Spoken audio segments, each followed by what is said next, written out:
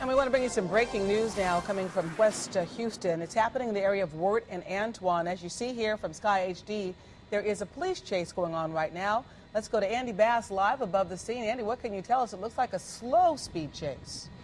It is a very slow speed chase right now. He just turned on northbound Bingle from Hammerly, we believe. That was the last major intersection that this gentleman went right through. As you can see, there's at least two HPD officers behind him and a lot more behind him as well. Very slow-moving chase. We joined in about 3 minutes ago at the Wirt and 34th area, and just a very slow-moving chase. We're not too sure what this suspect is wanted for, but you can see that there are at least 4 HPD officers behind him. A very slow-moving chase. He was in and out of some neighborhoods, but for the most part he's just going very slow, which is good news on a chase like this. Yeah, Andy, I know you've been watching this for a few minutes, and at this point, you know, when these guys are speeding a lot more than he is, sometimes we'll run into a few people. At this point, it looks like he hasn't really ran anybody else, and he's kind of just taking them in circles almost.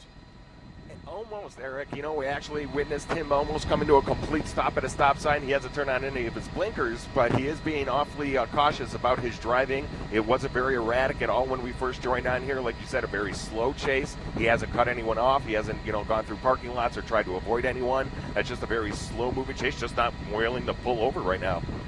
You know, a lot of times, Andy, when suspects are fleeing police officers, especially at a slow speed like this, they're trying to get rid of something. Have you seen anything being thrown out of the vehicle? Have not, and all the windows have been rolled up since we have joined the chase, so there has not been anything thrown out of the vehicle as of yet.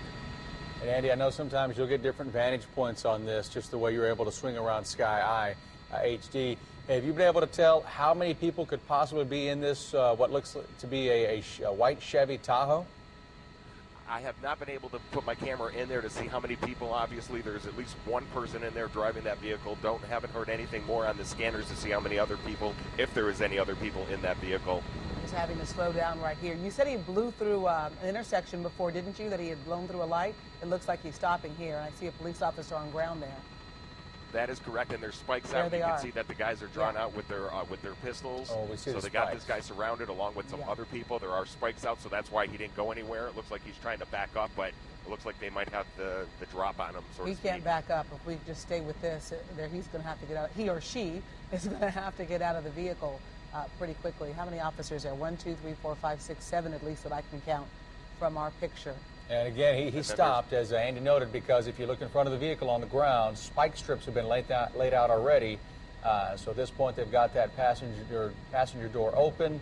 Looks like they're about to pull that driver out. And I guess, there you go. Their car's starting to roll, and there he is, he or she on the floor, on the ground, I should say. Okay, it looks like the SUV was still in gear, looks like, when they pulled him out. And kind of just took off. But he has definitely been subdued. Now you see a police canine on scene as well at this point. And only one person was taken from that vehicle, no secondary person coming out or being pursued right now by police officers. So this situation under control as the dog is on standby in the event that the suspect was able to flee. We didn't get a good look at the suspect to really be able to tell if it was male or female. So we don't yet know. I guess I'll stand up in a second. It appears to be a male. Is what I can tell up here from the shorts and the legs that I see in the bottom of the screen. It appears to be a male right now. Okay, we'll stand by and let him stand. Him or her. I keep saying him. I apologize to the men out there. Surely he or she will be standing up. Okay, well, it looks like see some of the legs there. Yeah, they kind of went through the SUV there to make sure no one else is inside. You can see that suspect definitely handcuffed now. They're rolling the suspect over. Looks like we'll continue to gather information on this, folks, and anything else we get as to especially how this chase started and what this man's accused of.